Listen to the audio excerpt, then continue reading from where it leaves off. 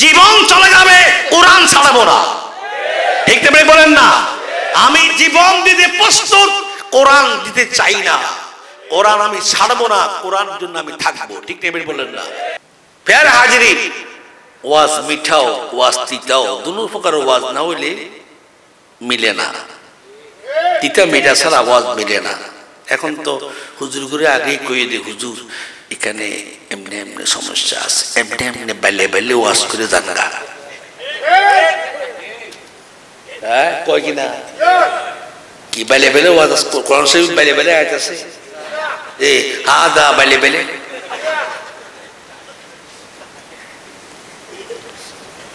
আর রাসূলুল্লাহ সাল্লাল্লাহু আলাইহি ওয়াসাল্লাম সত্য কথা বলেছেন, আর আবু লাহাব পাথর মারছেন।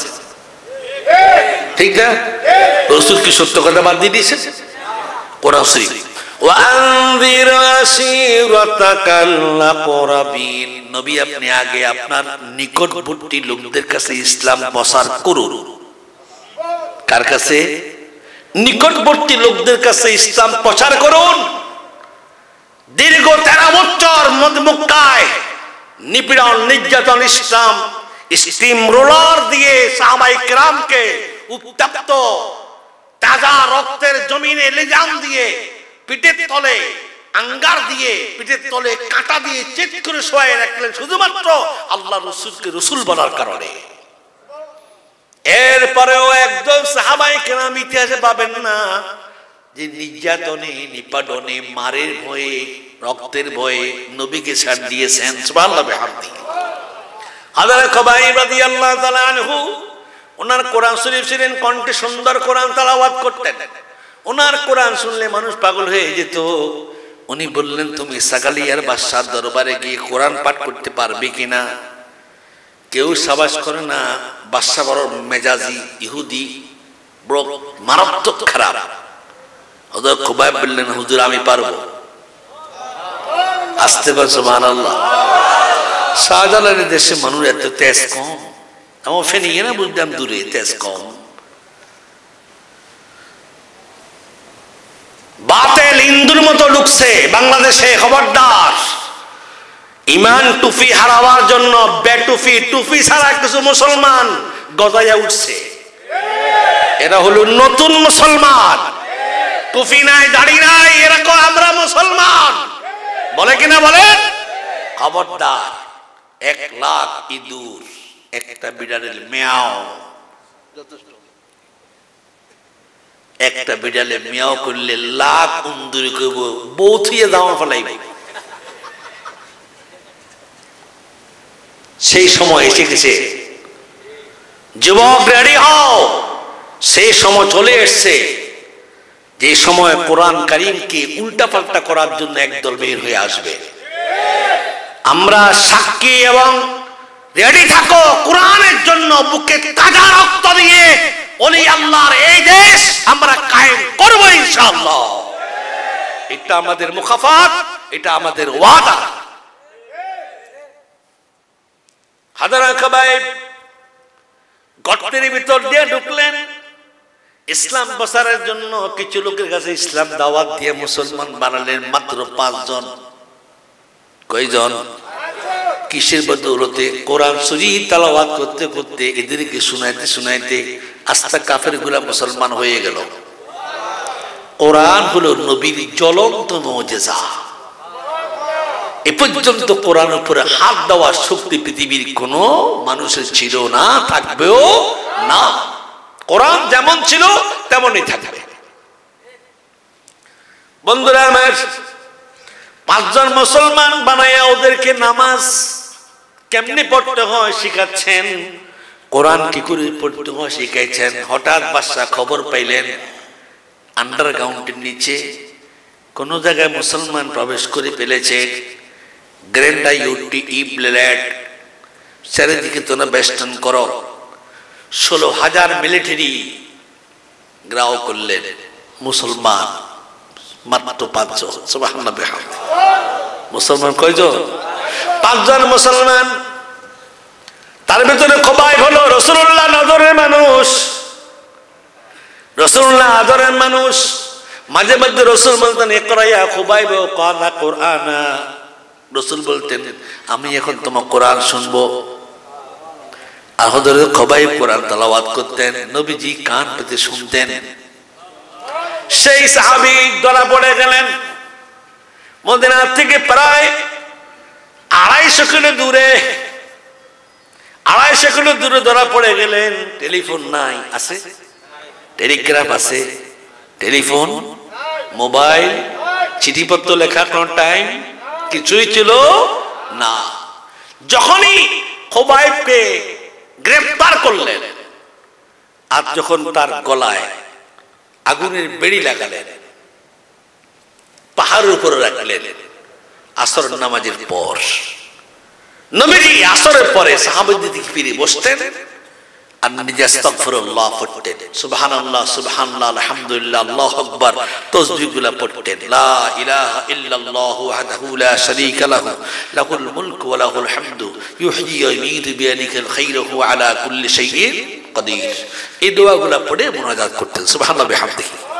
আসর এবং ফজর, আসর এবং ফজর।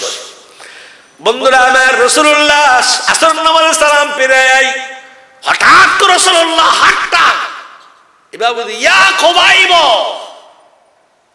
ইয়া খুবাইব লান তাসাক্কাল খাউফ ওয়া লা তাহজান। সুবহানাল্লাহ। কর আল্লাহ কয় ইন্নাল্লাযীনা ক্বালু রাব্বুনাল্লাহু সুম্মা ইসতাকামু ফালা খাউফুন আলাইহিম ওয়া লা হুম ইয়াহজানুন। এই একটা আয়াত, অবিকল আরেকটা আয়াত, ইন্নাল্লাযীনা ক্বালু রাব্বুনাল্লাহ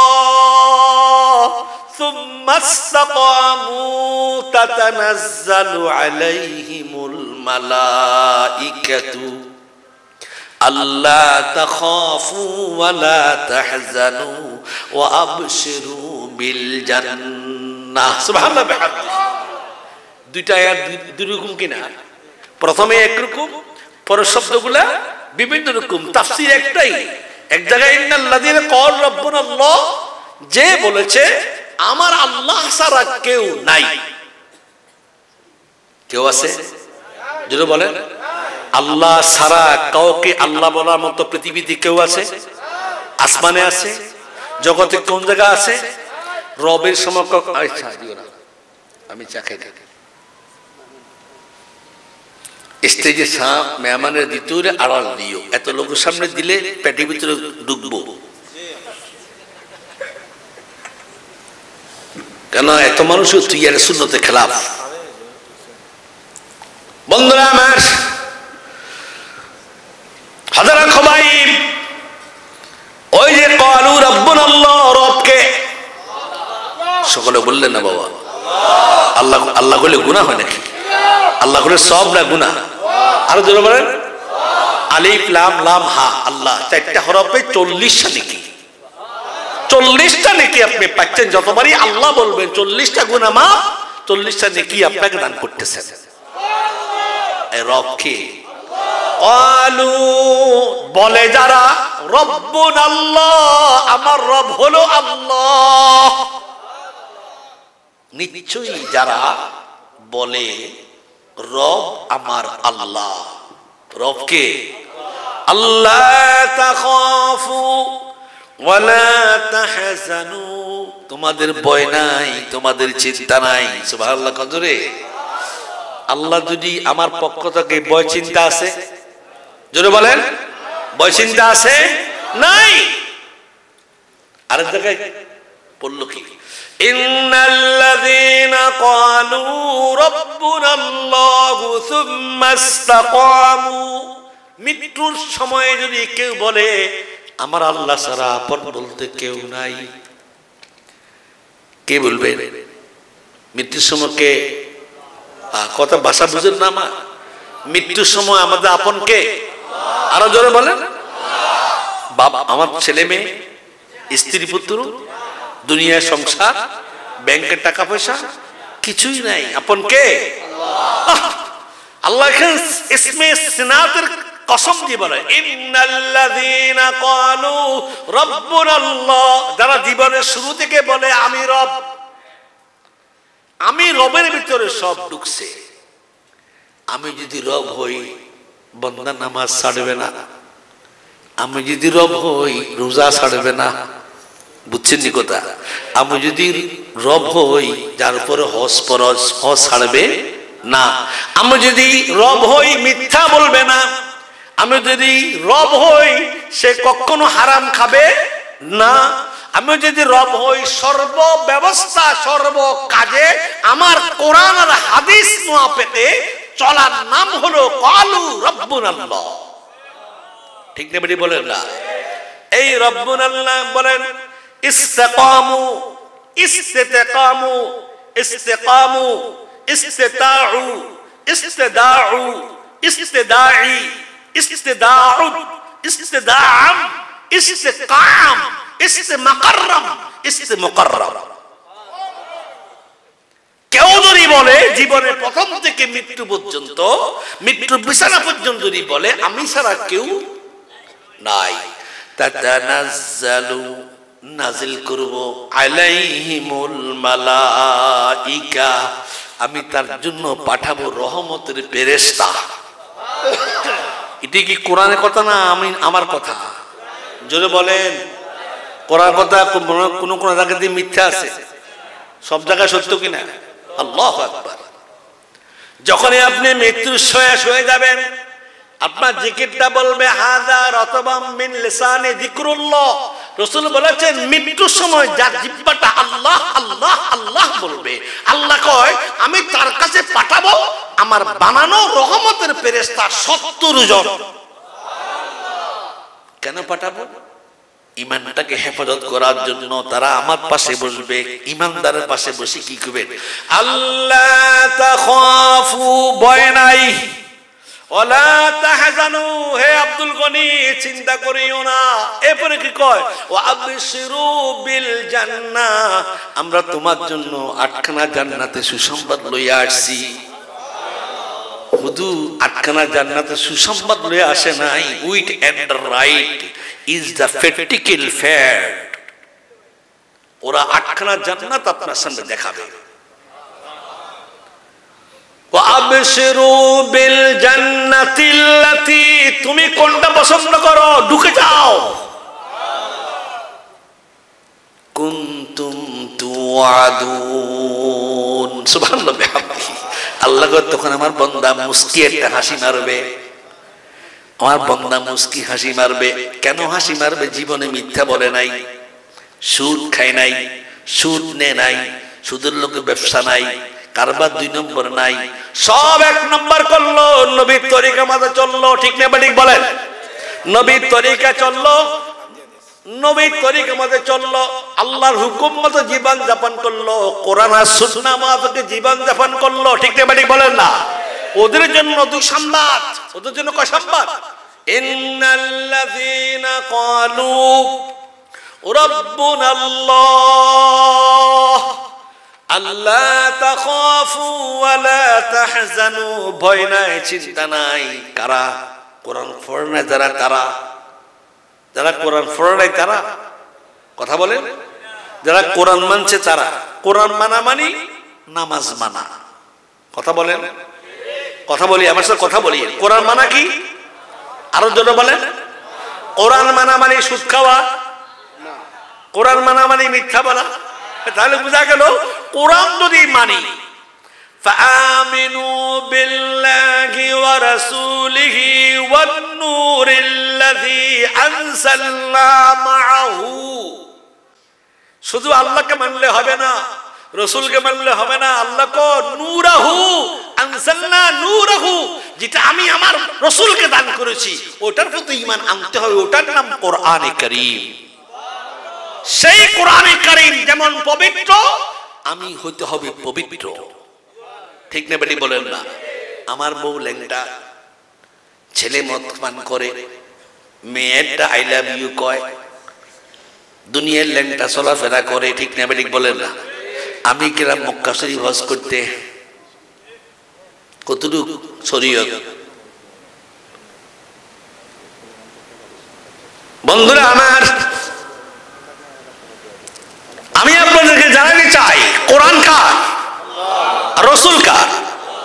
কোরআনও আল্লাহ, রাসূলও আল্লাহ। আল্লাহ কয় আল্লাযীনা আমানু ওয়া আমিলুস সলিহাত, ঈমান আনো কার প্রতি?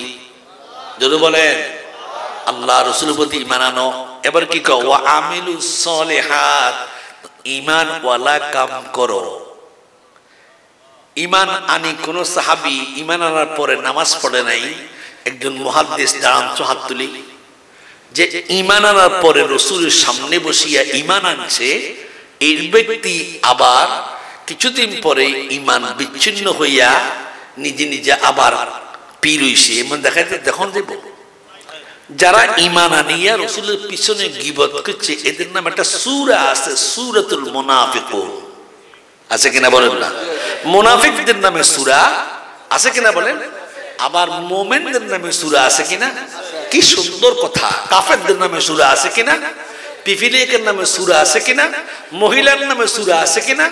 ইব্রাহিম নবীর নামে সূরা আছে কিনা? মারিয়ামের নামে সূরা আছে কিনা? ইমরানের নামে সূরা আছে কিনা? তাহলে প্রত্যেকটি জিনিসের ক্ষেত্রে কোরআন ভাগ করে দিয়েছেন, এই ভাগে চললেই আমি। আর এখানে কয় ওয়া আমিলুস সলিহাত, এবারে কি কয় ওয়া আমানু। এই আয়াতে দুইবার ওয়া আমানু শব্দ আছে। কয়বার? এই আয়াতে আমানু দুইবার বলছে, ইন্নাল্লাযীনা আমানু ওয়া আমিলুস সলিহাত। আবার কি কয় ওয়া আমানু বিমা নুজিলা আলা মুহাম্মাদ। শুধু আমালু সলিহাত করলে চলবে না, আমার নবীর প্রতি নাযিলকৃত কিতাবকে ধরতে হবে আকড়াইয়া। জীবন চলে যাবে, কোরআন ছাড়বো না। ঠিক তেমনি বলেন না, আমি জীবন দিতে প্রস্তুত, কোরআন দিতে চাই না। কোরআন আমি ছাড়বো না, কোরআন জন্য আমি থাকবো। ঠিক তেমনি বলেন না।